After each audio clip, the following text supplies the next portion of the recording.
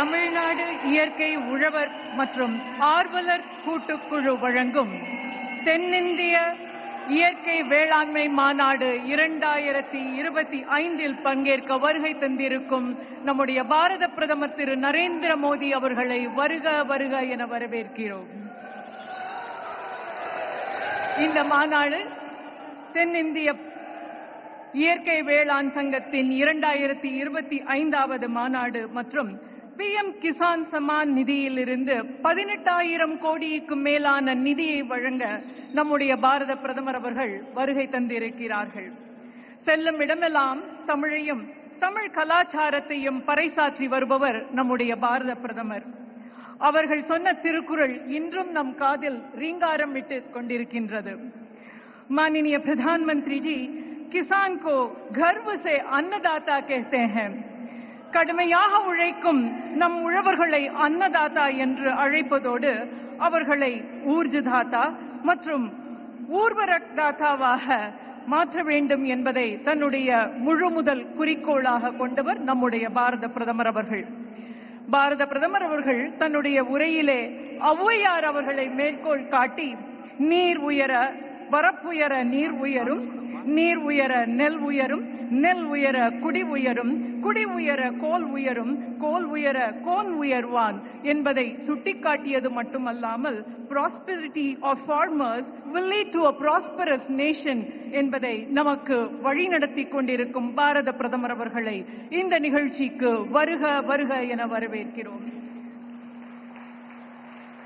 தென்னிந்திய இயற்கை வேளாண் மாநாடு சார்பாக வேளாண் பெருமக்கள் இப்பொழுது நம்முடைய பாரத பிரதமர் அவர்களுக்கு மாலை அணிவித்து கௌரவிப்பார்கள்.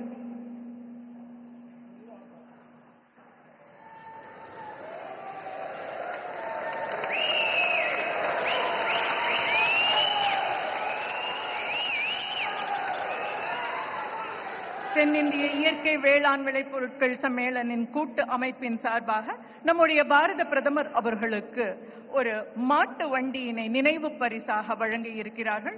On behalf of the Natural Organic Farmers Summit, the farmers are now presenting a bullock cart to our Honorable Prime Minister.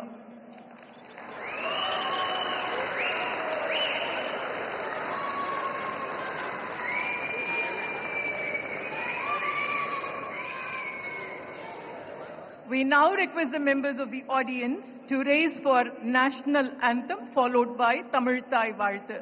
முதலாவதாக நாட்டுப்பண், அதனைத் தொடர்ந்து தமிழ் தாய் வாழ்த்து.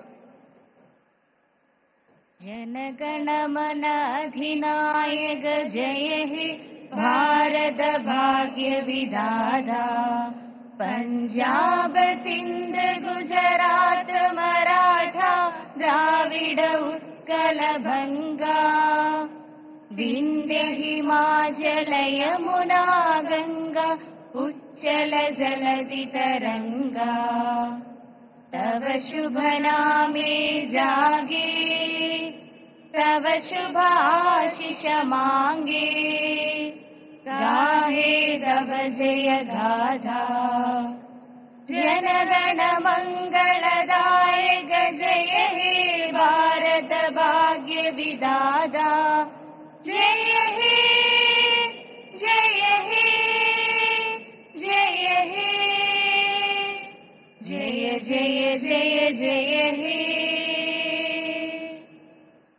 நீராறும் கடலுடுத்த நிலமடந்த கெழிலொழுகும், சீராறும் வதனமென திகழ் பரத கண்டமிது, திக்கணமும் அதில் சிறந்த திராவிடன திருநாடும், தக்க சிறு பிறை நுதலும் தரித்தனரும் திலகமுமே, அத்திலக வாசனை போல் அனைத்துலகும் இன்பமுற, எத்திசையும் புகழ் மணக்க இருந்த பெரும் தமிழனங்கே, தமிழனங்கே முன் சீரிலமை திரவியந்து செயல் மறந்து வாழ்த்ததுமே வாழ்த்ததுமே வாழ்த்ததுமே.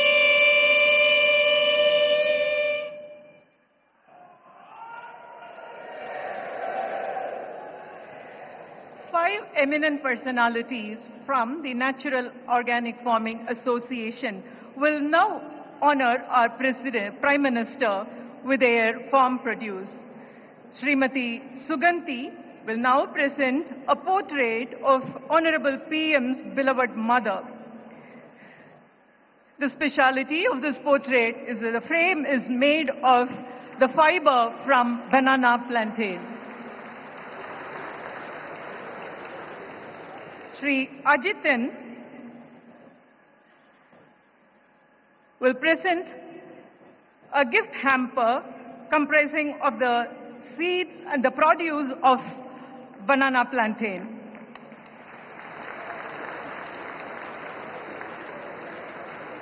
Sri K. Subramaniam will present a shawl which is made with the theme of this conference.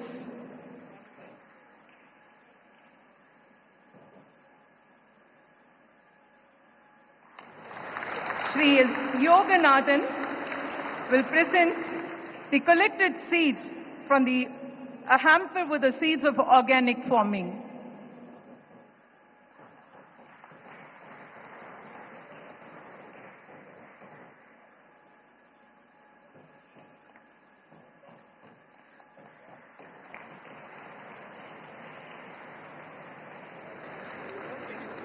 Sollor Ulavan Sri K. Sellamuttu will now present a book titled Air Ezhubadu, written by Kavi Chakravarti Kamban in the 10th century. Air Ezhubadu, which means 70 thoughts of flow. He presents this on behalf of the Kongu Mandala Vivasayigal.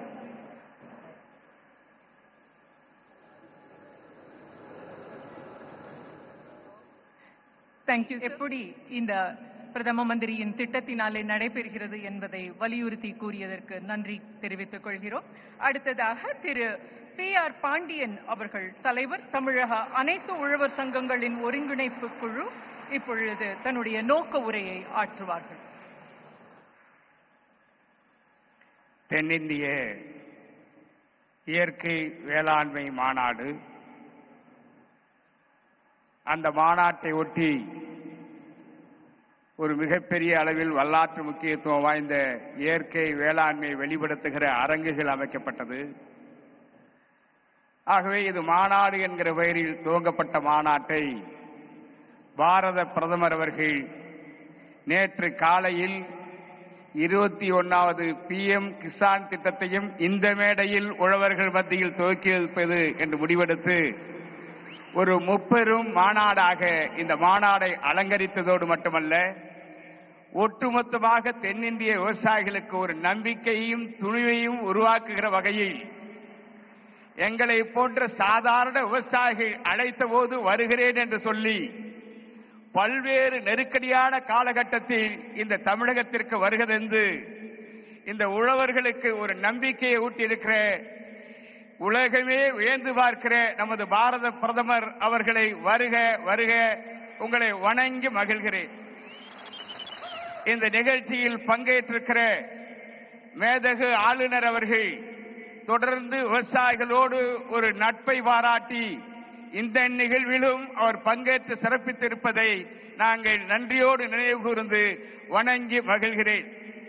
இந்த நிகழ்வில் இந்த மண்ணின் மைந்தன் சாதாரண குடும்பத்தில் பிறந்து இன்றைக்கு மத்திய அமைச்சராக 2வது முறையும் தொடர்கிற பிரதமருக்கு ஒரு நம்பிக்கைக்குரிய இளைஞனாக தொடர்கிற எனது அருமை சகோதரர் மாண்புமிகு அமைச்சர் அவர்களே, நமது மரியாதைக்குரிய சட்டமன்ற உறுப்பினரும் பாரதிய ஜனதா கட்சியினுடைய மாநில தலைவருமான மரியாதைக்குரிய அண்ணன் நயினார் நாகேந்திரன் அவர்களே, எனக்கு முன்னதாக உங்களின் சார்பில் பிரதமரிடம் கோரிக்கைகளை முன்மொழிந்து எங்களை வழிநடத்துகிற ஆசானாக இருந்து இந்த மாநாட்டை வெற்றிகரமான மாநாடாக நடத்தி முடித்ததற்கு உதவி புரிந்திருக்கிற முன்னாள் வேளாண் பல்கலைக்கழகத்துடைய துணைவேந்தர் மரியாதைக்குரிய முனைவர் கே. ராமசாமி அவர்களே, அல்லும் பகலும் 8 மாத காலமாக இந்த மாநாட்டை மிக சிறப்பாக நடத்த வேண்டும் என்கிற பல்வேறு இடையூறுகளை எல்லாம் தகர்த்தெறிந்து வெற்றிகரமாக மாநாட்டை நடத்தி முடிப்பதற்கு அயராது பாடுபட்டிருக்கிற நமது ஒருங்கிணைப்பாளர் அண்ணன் வாழை கருப்பையா அவர்களே, இந்த நிகழ்ச்சியிலே பங்கேற்றிருக்கிற உழவர் பெருமக்களே, உங்கள் பாதம் தொட்டு வணங்கி நான் உங்களுக்கு வரவேற்க கடமைப்பட்டிருக்கிறேன். இந்த மாநாடு நம்மாழ்வார் அவர்களுடைய கொள்கையை, அவருடைய கனவை நினைவாக்குகிற விதமாக நமது பாரத பிரதமர் அவர்கள் இங்கே வந்திருக்கிறார்கள். அவர் மீது மிகுந்த நம்பிக்கை தமிழக விவசாயிகளுக்கு இருக்கிறது. காரணம், தமிழ்நாட்டில் காவிரி பிரச்சனை 50 ஆண்டு காலம் தொடர்ந்தது. இடையிலே நடுவர் மன்றம் அமைக்கப்பட்டது. இறுதி தீர்ப்பு உச்சநீதிமன்றம் நடுவர் மன்றத்தை தீர்ப்பை உறுதி செய்தது. அதனை அரசிதழில் வெளியிட்டு காவிரி மேலாண்மை ஆணையம் அமைக்கப்பட்டு இன்றைக்கு தமிழகத்துடைய உரிமை சட்டப்பூர்வமாக மீட்கப்பட்டிருக்கிறது என்றால் அது பிரதமர் மோடிஜி அவர்களை சாரும் என்பதை இந்த நேரத்தில் நான் நன்றியோடு நினைவுபடுத்த விரும்புகிறேன். அது மட்டுமல்ல, ஜல்லிக்கட்டு என்பது தமிழ்நாட்டின் கலாச்சார பண்பாடுகளில் ஒன்று. அது ஒரு வீர விளையாட்டு. இளைஞர்கள் மட்டுமல்ல, கால்நடையும் விழிப்புணர்வை உருவாக்குகிற அந்த ஜல்லிக்கட்டு போட்டியை உச்ச நீதிமன்றம் நிரந்தர தடை விதித்தது. ஆனால் தமிழக இளைஞர்கள் விவசாயிகளுடைய உணர்வுக்கு மதிப்பளித்து உச்ச நீதிமன்ற தீர்ப்பிற்கு ஒரு அவசர சட்ட முன்வடிவு கொண்டு வந்து அந்த சட்டத்தின் மூலமாக உச்ச நீதிமன்ற தீர்ப்பையே முடிவுக்கு கொண்டு வந்து ஜல்லிக்கட்டுக்கு தமிழகத்திற்கு சிறப்பு அனுமதியை பெற்றுத்தந்த மாண்புமிகு பாரத பிரதமர் அவர்களே, இந்த நேரத்தில் நான் நன்றியோடு நினைவு கூறுகிறேன். இப்படி எண்ணற்ற திட்டங்கள் நாங்கள் நன்றியோடு இந்த நேரத்தில் நினைவு கூற கடமைப்பட்டிருக்கிறேன். பிரச்சனைகள் ஏராளம். எங்களுக்கு அரசியல் கிடையாது. நன்றியோடு நினைவு கூறுவது எங்களது பெருந்தன்மை.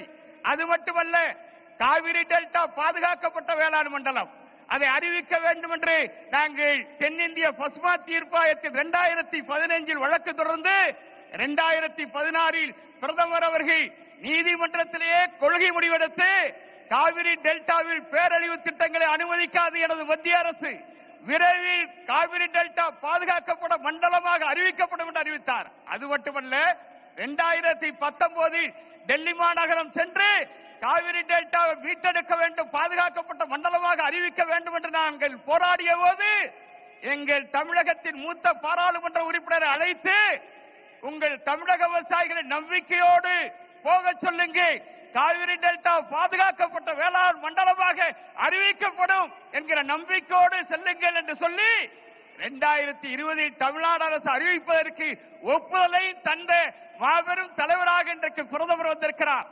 இன்றைக்கு மிகுந்த நம்பிக்கையோடு காத்திருக்கிறோம். நம்மாழ்வார் அவர்கள் இயற்கை விவசாயத்தையும் இன்றைக்கு மண்ணையும் பாதுகாப்பதற்கு பாரம்பரிய வேளாண் முறைகளையும் அறிமுகப்படுத்தி செயல்பட்டவர். அவர் மறைந்து விட்டார். ஆனால் அவருடைய கொள்கைகள் இன்றைக்கு உலகம் முழுமையிலும் எடுத்துச் செல்ல வேண்டிய தேவை இருக்கிறது. தேச தழுவிய அளவில் அதற்கான ஒரு கொள்கை திட்டம் வகுக்க வேண்டியிருக்கிறது.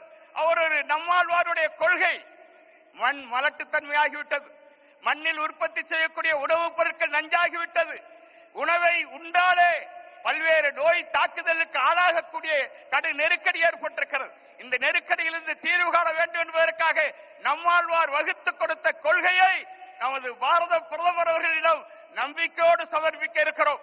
அந்த கொள்கைகளை பாரத பிரதமர் அவர்கள் மத்திய அரசு கொள்கை வடிவம் எடுத்து இந்த மண்ணையும் மக்களையும் விவசாயிகளையும் பாதுகாப்பதற்கு நீங்கள் முன்வர வேண்டும் என்று நாங்கள் வலியுறுத்த கடமைப்பட்டிருக்கிறோம். இந்த கோவை மண்டலம் மேற்கு தொடர்ச்சி மலையினுடைய அடிவாரத்தில் இருக்கிறது. இந்த மேற்கு தொடர்ச்சி மலை கேரளாவில் துவங்கி அது பல மாநிலங்கள் வழியாக செல்லுகிறது.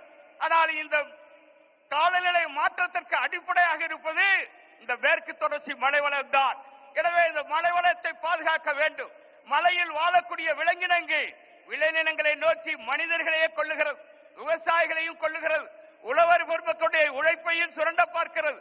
எனவே விலங்குகள் தேவை, வனங்கள் தேவை, விவசாயிகளையும் பாதுகாக்க வேண்டிய பொறுப்பும் கடமையும் நமது பாரத பிரதமருக்கு இருக்கிறது என்பதை அவர் பாதம் தொட்டு வணங்கி நான் கடமையாக முன்வைக்க கடமைப்பட்டிருக்கிறேன்.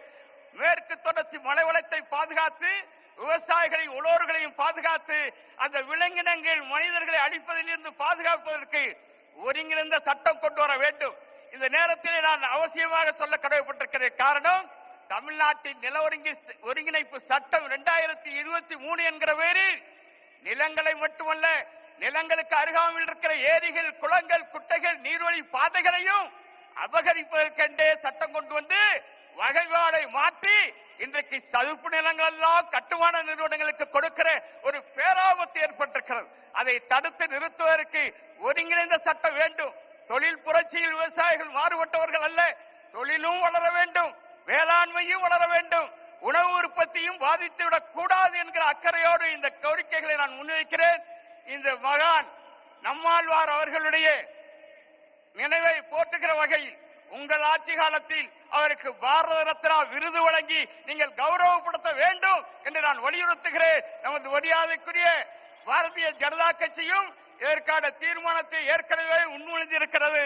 அதனை நீங்கள் ஏற்று எங்களுடைய இந்த மாநாட்டின் தீர்மானமாக பாரத ரத்னா விருது கொடுப்பதன் மூலம் இயற்கை விவசாயமும் பாரம்பரிய வேளாண் முறையும் உலகெங்கும் பரவ செய்யும். காரணம், பிரதமர் கொரோனா தொற்றில் அவர்களே பகிரங்கமாக அறிவித்தார்கள், உலகமே உணவு உற்பத்தியில் பின்னடைந்து விட்டது, ஆனால் இந்தியாவில் பொருளாதார உலகம் வீழ்ந்து விட்டது. இந்திய பொருளாதாரத்தை மீட்டெடுத்தவர்கள் இந்திய உழவர்கள், சிறு குறு விவசாயிகள் என்று பகிரங்கப்படுத்தியவர் நமது பிரதமர். அது மட்டுமல்ல, கொரோனாவில் உலகமே உணவுக்கு தட்டுப்பாடு ஏற்பட்ட போது இந்திய விவசாயிகளும் தமிழக விவசாயிகளும் உற்பத்தி செய்த உணவை பல நாடுகளுக்கு வழங்குகிற வாய்ப்பை இந்திய உழவர்கள் கொடுத்தார்கள் என்று நம்மளை பாராட்டியவர் நமது பிரதமர். நான் இன்றைக்கு சொல்லுகிறேன், இந்த விவசாயிகளை பாதுகாப்பதற்கு பயிர் காப்பீடு திட்டத்தை விவசாயிகள் பயனளிக்கிற வரையில் செயல்படுத்த வேண்டும். இப்பொழுது நீங்கள் கிசான் திட்டத்தையும் துவக்கி வைக்க இருக்கிறீர்கள்.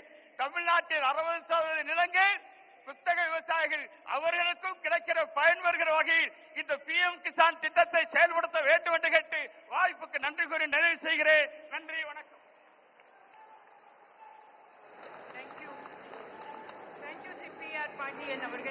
We now request Dr. L. Murugan, Honorable Minister of State for Information and Broadcasting. If you like this video, then like, share and subscribe to Mirror Now.